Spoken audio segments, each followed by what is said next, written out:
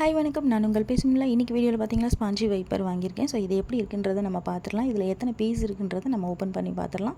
இதில் 5 பீஸ் இருக்குது. ஸோ இது வந்து எந்த அளவுக்கு துடைக்குது, கிளியராக இருக்கான்றதை பார்க்குறோம்.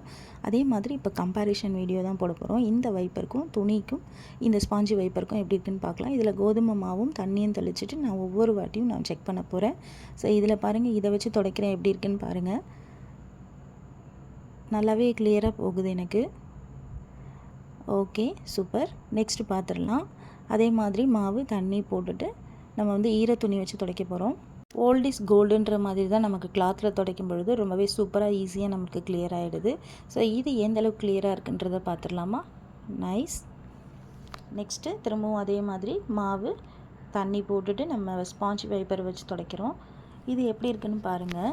பட் இது துடைக்கும் பொழுது பார்த்திங்கன்னா ரொம்பவே நமக்கு வந்து கையில் வந்து தண்ணி படலை. அதே மாதிரி அந்த கைப்பிடி வைப்லவையும் நம்மளுக்கு கையில் தண்ணி படாது. பட் கிளாத்தில் யூஸ் பண்ணும்பொழுது மட்டும் அது ஒரு மைனஸ் மட்டும் நமக்கு இருக்குது. கையில் வந்து நமக்கு ஈரப்பதம் இருக்கும். இது வந்து பாருங்கள், நல்லாவே பிழிஞ்சு எடுத்துடுற மாதிரி இருக்குது. பிழிஞ்சதுக்கப்புறம் நல்லா ட்ரை ஆகிடுது.